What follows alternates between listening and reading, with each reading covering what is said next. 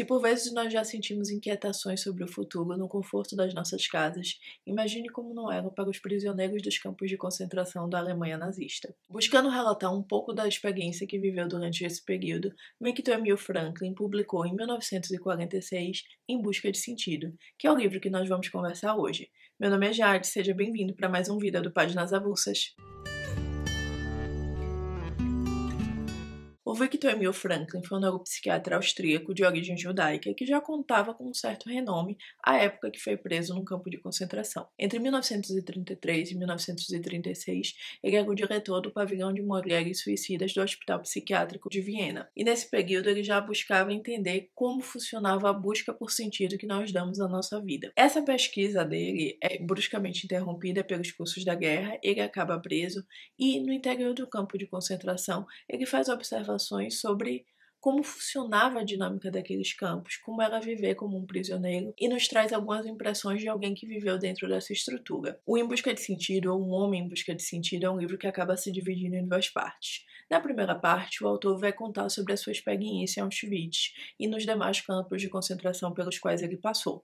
Essa experiência é contada de uma forma relativamente cronológica e linear, mas não é como uma história corrida, é muito mais sobre as impressões, os sentimentos que ele teve durante o período da sua prisão. E na segunda parte da obra, ele se dedica a falar sobre o seu objeto de pesquisa, que é a logoterapia. A logoterapia difere de outras correntes de análise, como por exemplo a psicanálise, por trazer uma abordagem muito mais ativa.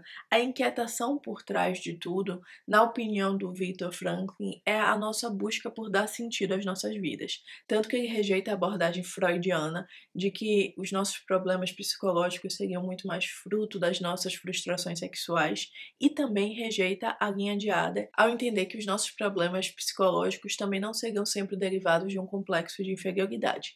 Na opinião dele, e essa é a opinião que acaba perpassando por todas as memórias que ele nos conta, nós sentimos um vazio existencial e nós procuramos dar sentido a esse vazio existencial, até por isso o nome do livro, O Em Busca de Sentido. E é essa busca por sentido que vai mover as nossas vidas. Uma diferença direta da psicanálise é que na psicanálise o paciente deitaria no divã e contaria seus problemas que muitas vezes não são fáceis de falar.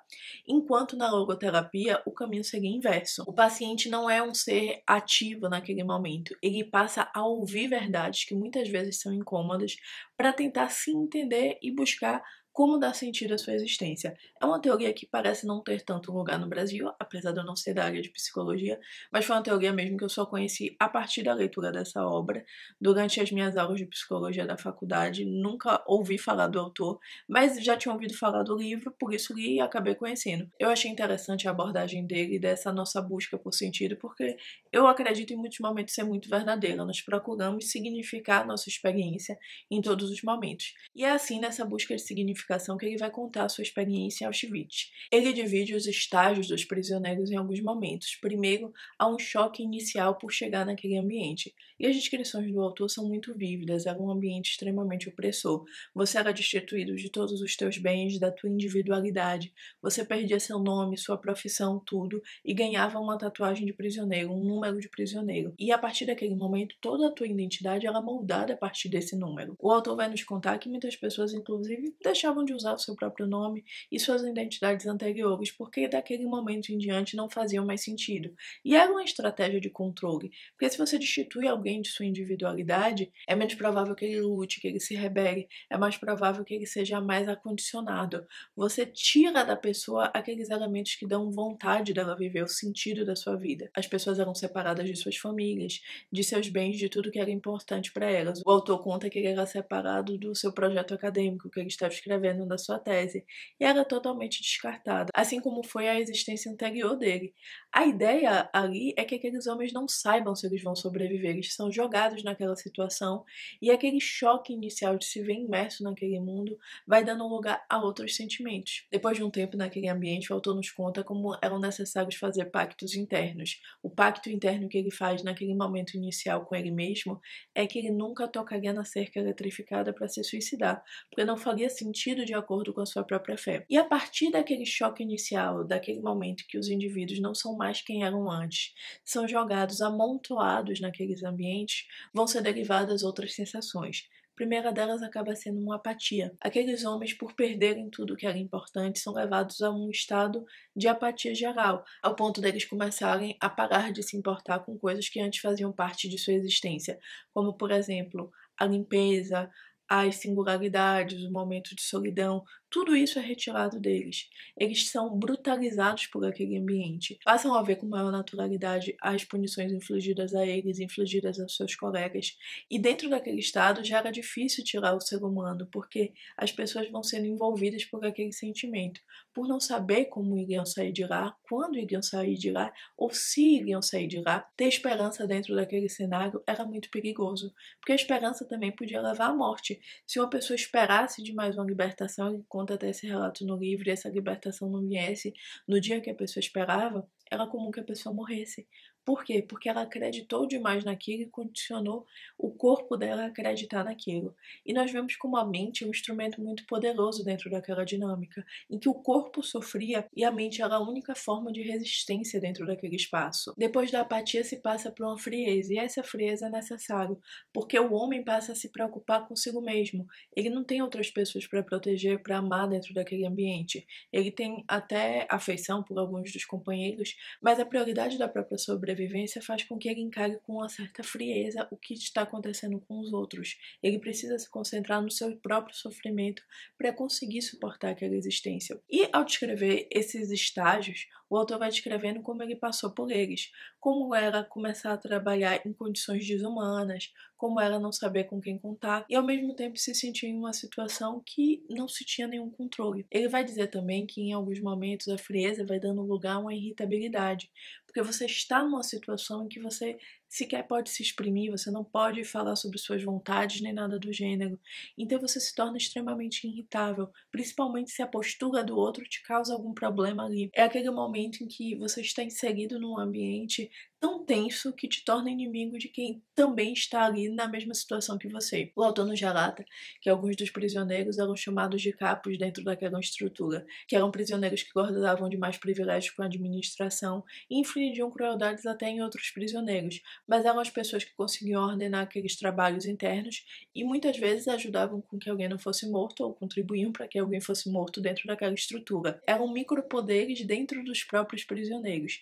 E tudo isso é cercado por uma grande brutalidade. O relato do autor ao longo do livro eu achei muito visceral em muitos momentos. E como ele também não se exime de responsabilidades, ele não se coloca numa posição superior. Ele era parte daquele sistema. Ele também por vezes era frio, por vezes era calculista, por vezes era apático. E ele fala uma coisa muito interessante, que os melhores que tinham dentro deles não sobreviveram àquele campo, porque eram pessoas que muitas vezes não se enquadravam naquela dinâmica de troca de favores, que era essencial para uma sobrevivência ali dentro. O autor também vai nos contando como muito da experiência dele ao longo dos campos de concentração foi mediado um tanto pela sorte e pelo destino. Em muitos momentos ele poderia ter ido para outro campo de concentração em que acabaria morrendo, em muitos momentos ele podia ter sido atingido por uma febre, em muitos momentos a gentileza que ele dispensou a algum colega foi a diferença da sobrevivência dele.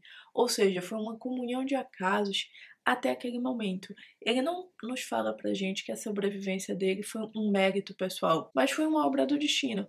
E é interessante quando nós olhamos a vida do autor, porque antes dele ser preso, ele era recém-casado, a mulher estava grávida, e ele perde tudo isso. Então não faria sentido que ao relatar suas memórias, ele coloque muitas vezes como um desígnio superior àquilo que aconteceu, como fruto das próprias habilidades, porque anularia a morte daqueles que eram importantes para ele mesmo. Toda a crueldade e o sofrimento aqui entram numa perspectiva muito direta, porque é um relato de um sobrevivente, é um relato muito vivo, porque é um livro escrito pouco tempo depois, ele é liberto em 1945, e em 1946 já publica essa obra. É uma obra muito próxima e que dá um retrato muito fiel ao que está acontecendo ali. Um ponto que eu achei muito interessante que ele também traz na obra é a respeito da força psicológica. Ele vai falando como, na verdade, quem conseguia sobreviver àqueles campos de concentração muitas vezes não eram as pessoas com melhores qualidades físicas, como a gente pode pensar, afinal eram campos em que as pessoas precisavam fazer trabalhos braçais extenuantes, em condições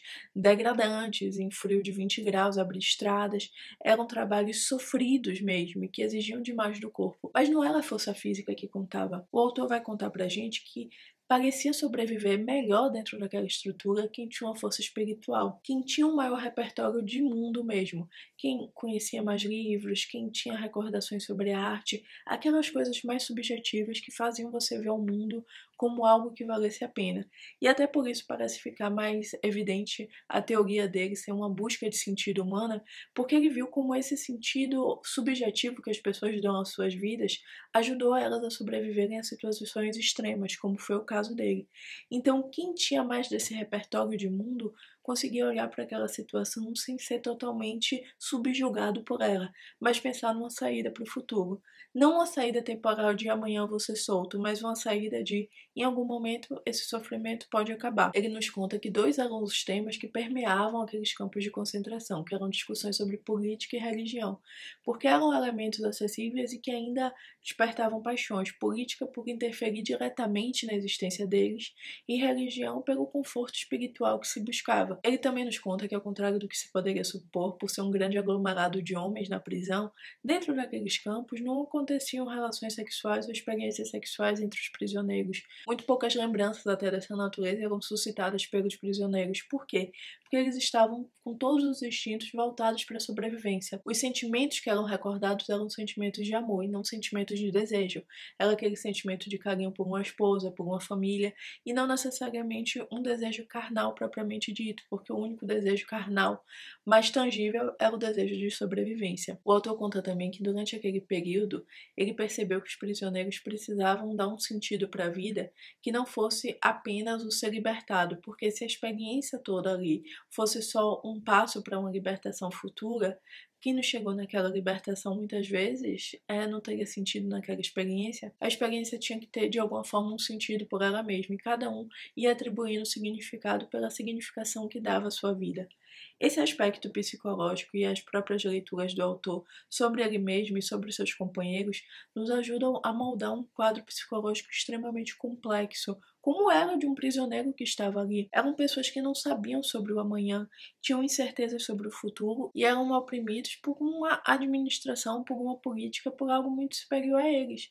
Não se tinha para onde fugir. Eles estavam presos ali tentando viver um dia de cada vez. É um livro sofrido e eu acho que é o tipo de livro importante de ser lido. É um livro muito importante para ser lido quando nós vemos uma tentativa muitas vezes de apagamento do Holocausto. Não que não tenham acontecido outros momentos horrorosos na história da humanidade, mas ter existido outros momentos ou comportamento de estados no período contemporâneo não pode ser uma desculpa para se apagar o sofrimento das pessoas que realmente passaram por isso. Até porque nesses campos de concentração não morreram só judeus. Morreram muitos ciganos, pessoas homossexuais, ou seja, era toda uma estrutura levada à exclusão e ao genocídio daquela parte da população. A crueldade humana o autor consegue retratar muito bem quando nós contrapomos esse livro, por exemplo, com alguns relatos que a Hannah Arendt vai trazer na origem do totalitarismo, Eichmann em Jerusalém. Nós conseguimos perceber essa violência que era imprimida por todos dentro do regime e como isso era estrutural a ponto de se desumanizar aqueles prisioneiros ali. Os próprios prisioneiros às vezes faziam isso quando tinham uma possibilidade de poder dentro daquela estrutura. E é o tipo de relato brutal, porque é um relato de quem realmente viveu aquilo. Ele pode ter saído daquela experiência vivo, mas a que custo foi a vida dele? Em muitos momentos ele vai retratando como foi o único e exclusivamente o acaso que manteve ele vivo. Ele tentar salvar um companheiro, ele ter se voluntariado como médico que salvou a vida dele de um trabalho mais braçal, ele está muito doente para trabalhar. Foram todos esses pequenos acasos que levaram ele a sair. Só que esses pequenos acasos, infelizmente, não aconteceram para a família dele também. Ele sai do campo de concentração sem mulher, sem filho, precisa reconstruir a vida dele, e esse livro acaba sendo uma ponte, uma forma dele falar sobre as teorias dele, falar sobre as memórias dele e espalhar sobre a experiência e sobre o que aconteceu ali. Foi uma leitura muito curta, muito fascinante, muito densa, e é o tipo de livro que não dá para resumir para vocês com uma delimitação temporária, porque sim, começa com o início dele, a trajetória, a prisão e os sentimentos iniciais, ele vai falando sobre o que acontece dentro do período de prisão, mas não é uma cronologia, hoje aconteceu isso, amanhã aconteceu aquilo, não. É muito mais sobre as sensações, sobre os estados de espírito e as observações dele mesmo e de seus colegas. É o tipo de livro que não deve ser esquecido, é uma leitura que eu recomendo demais E eu não sei se eu consegui resumir muito bem esse livro, porque eu acho que é o tipo de livro muito mais para ser sentido que para se resumir, mas eu espero que com esse vídeo eu convença alguém a ler esse livro, porque foi aquele tipo de leitura que eu terminei com um nó no estômago e pensando como nós podemos ser ruins enquanto humanidade muitas vezes, e como de qualquer forma buscar sentido continua sendo uma meta de todo ser humano, aparentemente. E por fim, eu acho que eu concordo um pouco com o autor que talvez a nossa busca maior dentro da nossa existência seja muito mais nos dar sentido do que qualquer outra coisa. Mas esse é o vídeo de hoje. Se você gostou do vídeo, curte o vídeo, se inscreve no canal e nos vemos no próximo vídeo. Tchau, tchau, gente!